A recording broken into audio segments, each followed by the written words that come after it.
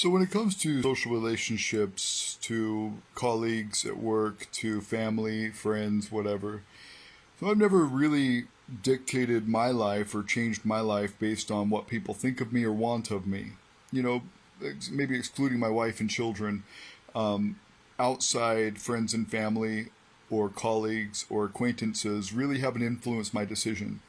So when I was a kid, I was fairly abrasive because I was, resisting the system. I was defiant against it. I grew up in Utah where it was very restrictive and very tyrannical in so many ways. And I'm sure my Mormon friends will disagree, but I mean, just try to speak out against the Mormon church and see what happens to your membership. And then when your membership goes away, see what happens to your friends and family, right? If you get disciplined by the church, excommunicated or disfellowshipped, watch how your life unfolds.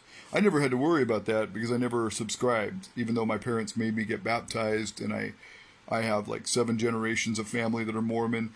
Never affected me, not even at the age of 8, not all the way up until now. And I got my name removed from the church records when I was still a teenager. And so I never let it affect me. I never let it dictate my life. You know, when I was resisting, when I was an activist and I was protesting, I beat charges that were against me for protesting and for other things, marijuana and whatnot. And then I also got laws changed, like in Springville City, where they required a permit just to protest, to use your free speech. I got that law nullified. Now nobody else needs a permit. I was very effective, I think, in activism. At least I went to the heights that I wanted to go to in that endeavor. And then when I had a family, I still protested when I had a family. That law actually got changed when I had a family. But I decided that I would be a good provider for my family, and I pursued a career in robotics and engineering and computers, and made very good money in Seattle. Lived in a $4 million house. Had multiple businesses that I had created from the income from my robotics pursuits, and I worked for an ISP as a tier 3 gatekeeper when I was in Utah. We've done a lot of partnerships where we made lots of progress, and did a lot of good things and made some good money. And even at that, like when my wife worked for a company called ACR LLC in Orem, Utah, the boss basically hired us, I think, to challenge me because I told him I'd left the Mormon church, and he had joined the Mormon church. He left the Baptist upbringing and went to Mormonism, and I left a Mormon upbringing and went to a Baptist faith, or at least a Baptist kind of based faith. I never really joined a church, but the Baptist faith really has spoken to me historically and biblically.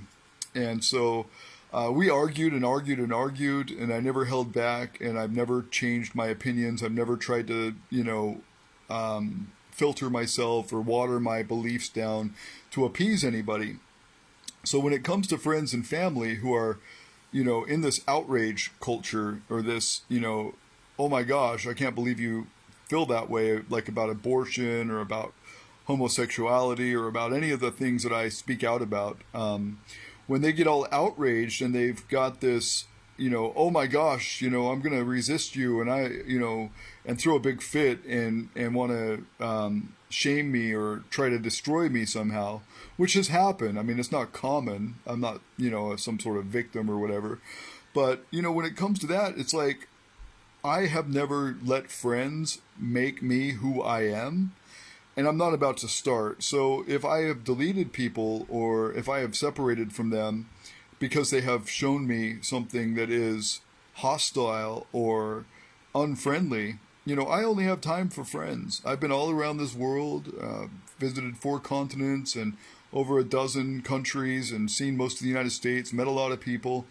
And I have, found my kin, or the people that I'm akin to, that would benefit me socially and spiritually.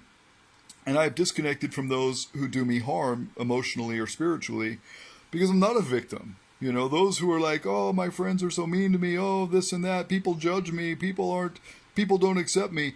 And they're always talking about the same thing. Oh, I can't believe the way that people this and the way that people that. And it's always the same people. and they don't ever disconnect from them, that's so annoying. And it's those people that I disconnect from too. Like, I hate victimology.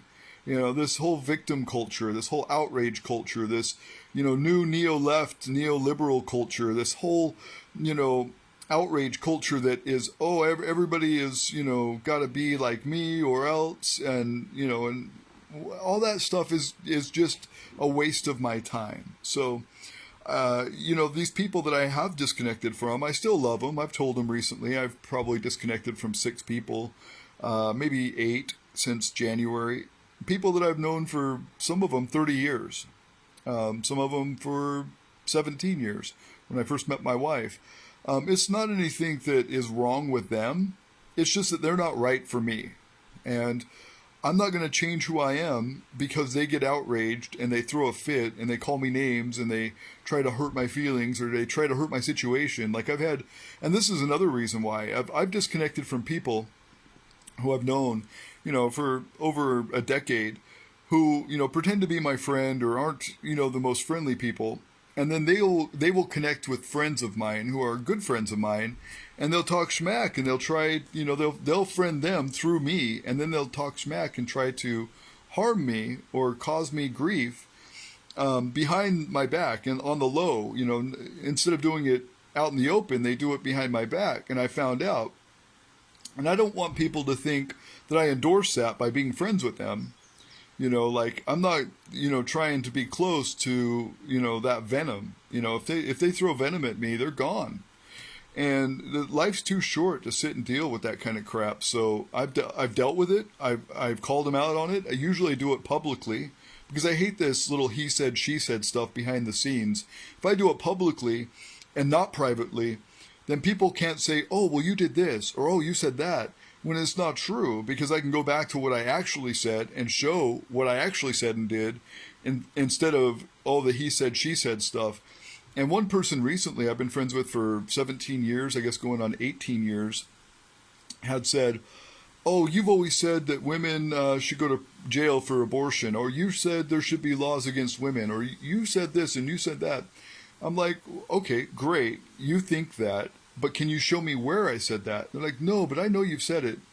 And then I point out, all the times that I've said the opposite of that, where I've said, no, I don't want anybody to go to jail for this. I want it to be a cultural expectation that we respect life. I've never said I want the government involved, not any more than murder or anything else. I mean, if you're killing a human life, you're killing a human life. So, I mean, if your expectation is that murderers should go to jail for murder, then I believe you should be consistent about abortion, because that's killing another human. And I think that it's shameful that you believe you can kill humans in some circumstances, but not in all circumstances, because it's intellectually dishonest. But, when I point that out, immediately in the same conversation, she said, oh, I never said that you said you wanted women to go to jail. I'm like, but you just said it 15 minutes before in this same thread, in this same post. And then I screenshot it and showed her. And then she throws a little hissy fit and gets a couple of her friends involved and cusses me out on the same topic, like changing the topic and, making me the perpetrator, making me out like I'm some sort of, liar or something, or some sort of crazy guy or something, when it's, she lying on me and trying to make me feel bad and throwing venom at me in a conversation I never even invited her to on my wall. And, so at that point, it's like, do I waste time with this one person who will never change their beliefs? Or do I go and speak to an audience that I have that gets 7.2 million views in a month? At least, I've got 30 websites and all these different social media accounts, and I get at least 7.2 million visitors a month, each and every month. If I spend time on them and I get my message out, and the future looks better for me and my children because of it, hopefully, then all the better. But if I'm wasting time on one person and they're never going to change their mind, well, then I'm wasting my time and I'm wasting their time and everybody's wasting time, and that's not good for anybody. So yes, I've disconnected from people, and I will continue to do so as long as they show that they aren't my friends. You show me you're not my friend, peace. Do your own thing. Move on.